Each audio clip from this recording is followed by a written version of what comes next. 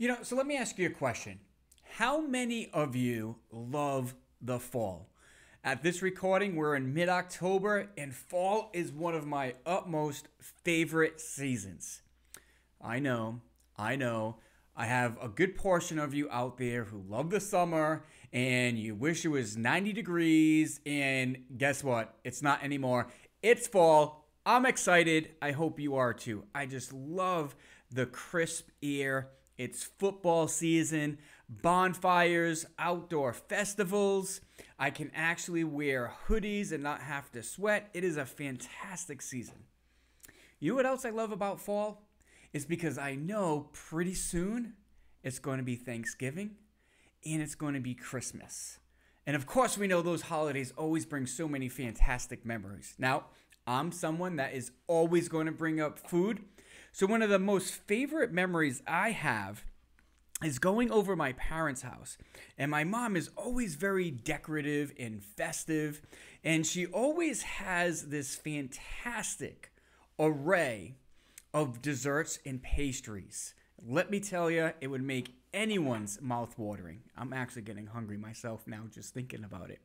But she'd always get this cheesecake from a local bakery. And what's really interesting is this one big, huge, round piece of cheesecake. And it probably has 10 slices in it. But every slice is a different type of cheesecake. You have your typical cheesecake. There is a strawberry cheesecake, a chocolate cheesecake, a caramel cheesecake, all these different flavors. So you can actually choose what slice and what type you would like.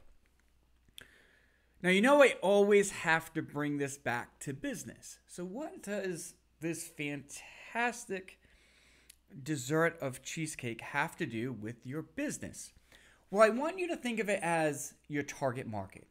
Whereas this cheesecake, a lot of people also call it a pie, is your target audience. These are the individuals who you are spending your resources on, who you are trying to attract, who are the most likely to do business with you. They are the path of least resistance. But here's something that's very interesting. Within that circle of your target market, or within that pie, or within that cheesecake, you have many different slices. Each slice I want you to think of as a target segment. So you have your target market as a whole. This is the pie, the big circle. But then within that whole, you have different segments who possibly could want different things. Just like that cheesecake. There are different types of varieties of cheesecake. There are different types of segments in your target market. And the difference is, and what makes this really interesting, is each one of these segments actually wants something different. They might still want the same solution that you offer, but they will use your solution in a different manner. So what does this mean for you? And how do you apply a segmentation strategy to your business? All right, so what I want you to do is take a look at this right here. This is our targeting market template that you all have access to. And notice we have three main categories up on top. Why, who, and connect. We need to know all three of these elements when we're trying to define who our segments are. So let's do an example. Let's say you are a local coffee shop. Why do people do business with you? Why do people do business with you? Well, maybe you're working professionals and you simply need a good cup of coffee to wake you up. Now, you're going to notice that my handwriting is absolutely horrible. So I'm taking a big risk just for you to actually write on this template. So let's say the first group of people, they want AM coffee to wake up. Okay, what are other reasons why people might want to do business with you? Why are other reasons why people might want to go to your coffee shop? Well, maybe you have independent contractors who work from home and they just want to get out of the house and get work done at a coffee shop. So they want out of the house to do work. Why might other people do business with you? Well, maybe you have a fantastic array of international coffees. So maybe they want to do business with you because you have blends and flavors that other people don't have. So I'm just going to put international.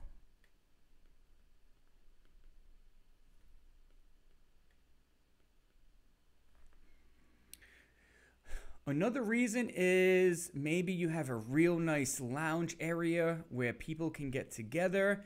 And let's say a lot of parents get together at this coffee shop after a long day of work, or let's say their kids just had a soccer game or something, and they're all gathering together, right? So let's say parents get together. Or let's say parents are getting together while the kids are in school. Let's use that one instead. All right, so I need one more thing. One more thing. Let's say students that need to get their homework done.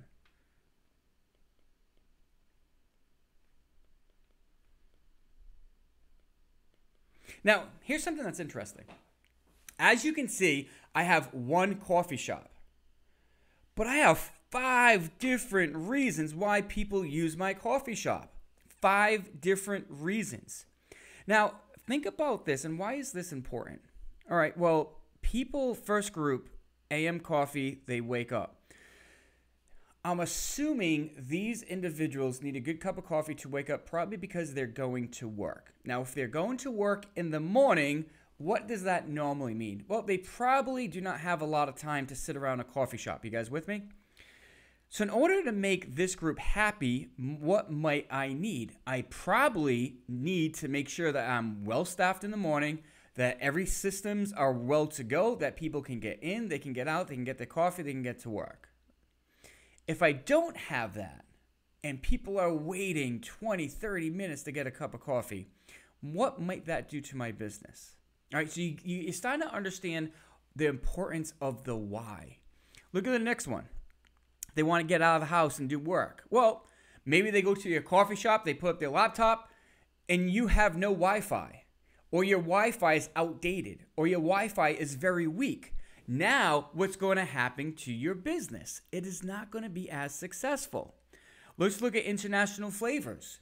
Let's say people who are looking for international coffees, they go to your coffee shop, and you have a real small selection. What is that going to do to your business? Parents trying to get together while their kids are in school. Let's say you have nowhere to sit. How's that going to affect your business? Students trying to do homework. Same thing. No Wi-Fi. Wi-Fi goes out. You see, there's a lot of business schools out there that teach you to focus on the who. And the who's important. We're going to get there next. But the most important element that you have to decide is the why. Why are people doing business with you? Why are people buying your solutions? What are they going to be doing with them? All right. So as you can see right here, each one of these whys now becomes a new segment for you. All right. So now what's next? Now what I need to do is define who. Who are these individuals that are using my solutions, right? So under people, AM people waking up. So let's say this is people who work. Let's say working professionals.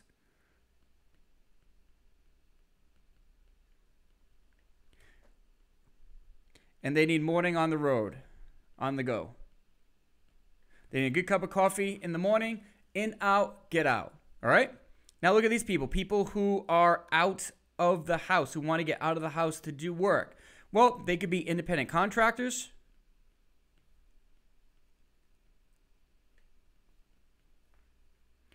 And most likely, the reason why I say independent contractors is because if they're working in corporate, they'll probably be at the office.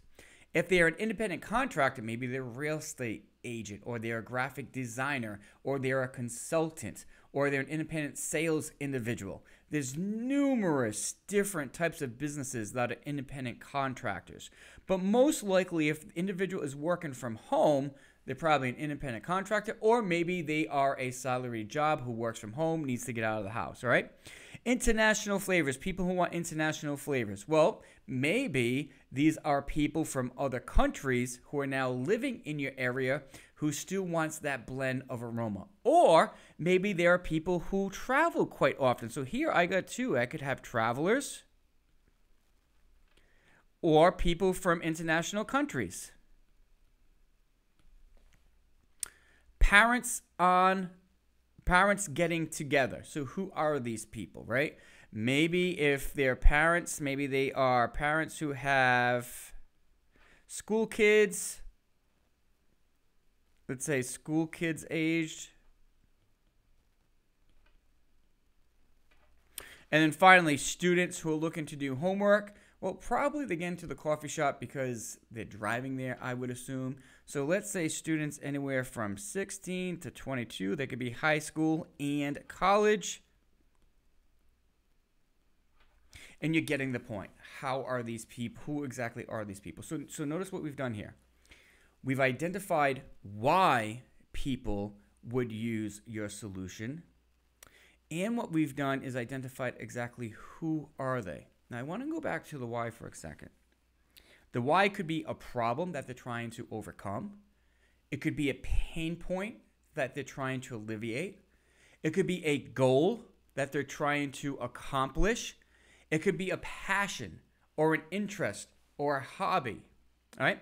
So the why can be so many different things, but it's important to understand what is driving an individual into your business. Now the who. Now we got to categorize who are these people? What are their demographics? What are their interests? What are their common behaviors? All right? And then finally, notice this next section. It's pretty interesting. It's called Connect. Why do we have this? Well, in order for a segment to truly be a segment, individuals, like-minded individuals within the segment need to talk to each other. Why is that important? It's important because if someone uses your solution with success, you want them to tell other people about it. When was the last time you saw a good movie? Did you tell someone about it? Probably. When was the last time you had a real good night out? Did you tell someone about it? Probably. Individuals within the same segment talk to each other. And we want to make sure that them interacting with each other is free word of mouth for you to get your word out. So you got to understand, how do these individuals interact with each other? Okay, so AM working professionals who need a coffee in the morning, right? So they probably are connected by the office. And they probably go to business functions.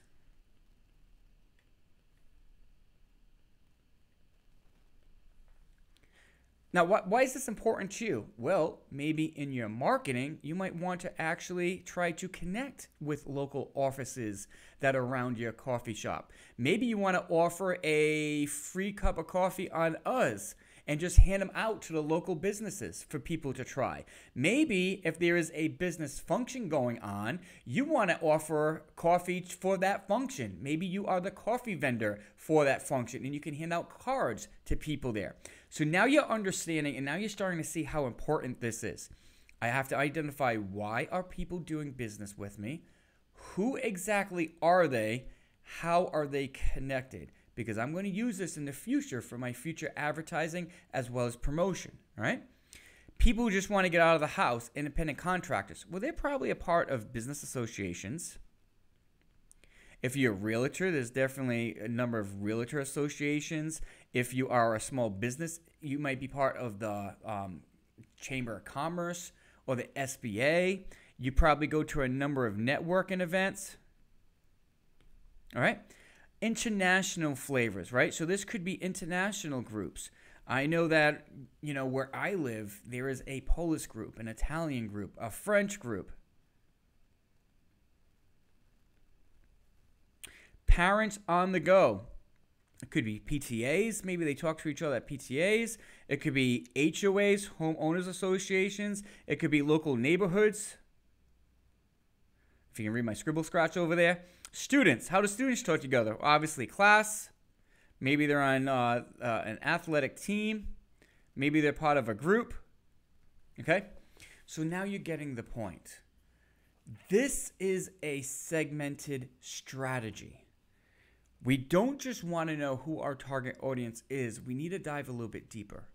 Why? And I constantly bring back to this. Why? Why are they doing business with you? Who exactly are these people that are doing business with you? How are they connected? All right. So the first start to your targeting strategy is to identify the different segments. Now, this chart only has 5. You might have 10. You might have 3. Every business is different. You can get as complex or as simplistic as you want. The key is that you have identified why people are doing business with you, who are they, and how are they connected. Now, in future videos, we're going to get into more detail, and you can actually start to see how we start evolving a strategy around this.